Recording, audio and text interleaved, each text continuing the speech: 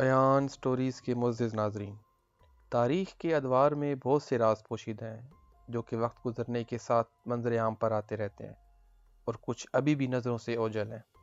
آج کی ویڈیو میں ہم ایسے ہی 5 پراسرار رازوں کا ذکر کریں گے، جس میں نمبر 5 پہ ہے ہمارے پاس اسکارا برے۔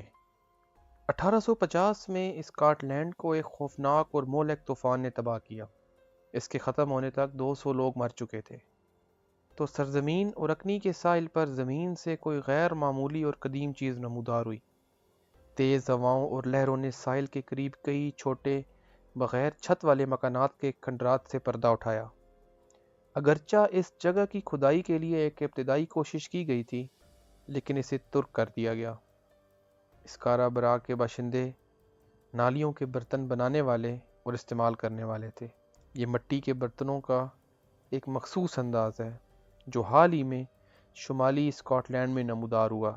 کھنڈرات میں ہر گھر کی پیمائش اوسطاً 430 مربع فٹ تھی، اور ان چھوٹے گھروں میں ایک بڑا کمرہ بھی تھا جہاں ایک چولہے کے آثار بھی ملے ہیں، جس کو دیکھ کر ایسا لگتا ہے کہ یہاں پر 50 سے زیادہ لوگ نہیں رہتے تھے۔ بعض ماہرین کا خیال ہے کہ اسکارا برا کے لوگ جادوئی تقریبات یا فلکیاتی تحقیق میں مشغول ہو سکتے تھے۔ چوتھے نمبر پر ہے ہمارے پاس اینڈ آف مایان سویلائزیشن۔ ناظرین، 250 عیسوی کے آس پاس وسطی امریکہ میں ایک تہذیب پائی جاتی تھی، ایک ایسی تہذیب جس نے شاندار اہرام، مندر، محلات اور پھلتے پھولتے شہر بنائے۔ تاہم کلاسیکی دور کے اختتام پر 900 عیسوی کے آس پاس تقریباً تمام بڑے شہر جو اس وقت مایا تہذیب کا مرکز تھے خالی ہو گئے۔ مایا تہذیب آرٹ، فن تعمیر اور ریاضی کی وجہ سے جانی جاتی ہے، اور اس کے ساتھ ساتھ مورخین کو اس کی پراسرار گمشدگی اس کی طرف متوجہ کرتی ہے۔ یورپیوں کی آمد سے پہلے اس خطے میں مقامی لوگ رہتے تھے۔ ان کی گمشدگی کے بعد ان کے پیچھے شاندار اہرام اور محلات رہ جانے والے اس قدیم پراسراریت میں اضافہ کرتے ہیں۔ سائنسدانوں نے اس دلکش راز کی وضاحت میں بہت سی تھیوریز پیش کی ہیں۔ کچھ کا خیال ہے ایک شدید قحط کی وجہ سے یہاں بارش میں کمی واقع ہوئی۔ کچھ کا خیال ہے کہ اندرونی تنازعات اور جنگوں نے مایان تہذیب کو تباہ کیا، تاہم اس کی اصل وجہ آج تک نامعلوم ہے۔ تیسرے نمبر پر ہے ہمارے پاس یوناگونی مانومنٹ۔ 1986 میں جاپان کے شہر اوکیناوا میں ڈائیونگ کے دوران کیچیرو اراتکے کو زیر سمندر ایک ٹھوکر لگی جب وہ شارک مچھلی کو فلمانے گیا تھا۔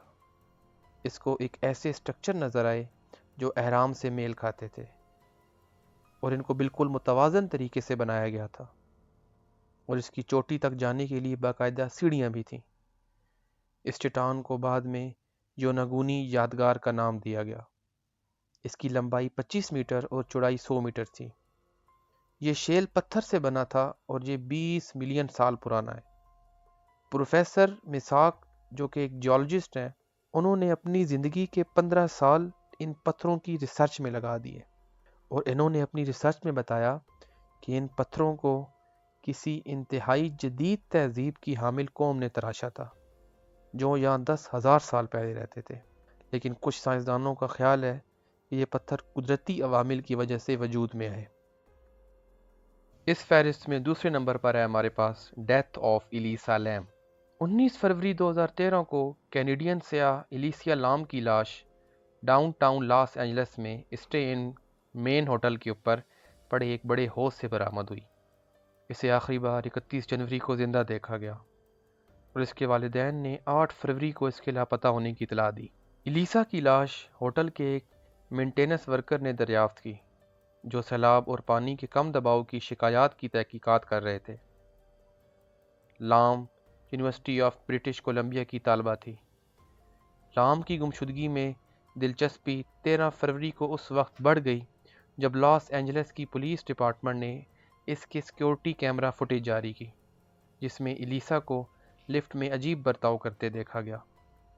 تقریباً 2.5 منٹ کی فوٹیج میں لام اکیلے غیر معمولی حرکتیں اور اشارے کرتے نظر آئی۔ جیسا کہ آپ اس ویڈیو میں دیکھ سکتے ہیں کہ وہ لفٹ پینل کے ہر بٹن کو دباتے دکھائی دے رہی ہے، پھر وہ لفٹ کو ایک مقام پر چھوڑ دیتی ہے جبکہ اس کے دروازے کھلے ہیں۔ اس ویڈیو پر بہت سی تھیوریز پیش کی گئیں، جیسے الیسا کو کسی اندیکھی طاقت نے اپنے زیر اثر کیا ہوا تھا یا اس نے کوئی ڈرگز لی ہوئی تھی۔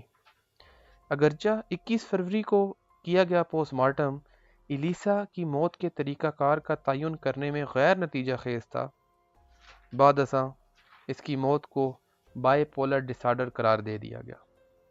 اس فہرست میں پہلے نمبر پر ہے ہمارے پاس ڈیاٹلوف پاس انسیڈنٹ۔ ناظرین، یہ بات ہے فروری 1959 کی، جب رشیا کے 9 ہنرمند ہائیکرز یورال پہاڑی سلسلے میں ایک مہم پر گئے۔ اس گروپ میں 8 لڑکے اور 1 لڑکی شامل تھی۔ انہوں نے ٹیک آف کرنے کے تقریباً 3 ہفتے بعد اپنے سپورٹس کلب کو واپس پیغام بھیجنا تھا۔ چنانچہ 3 ہفتے گزرنے کے بعد جب کلب کو ان کی طرف سے پیغام موصول نہیں ہوا تو کلب نے ان کو ڈھونڈنے کے لیے ایک سرچ پارٹی بھیجی۔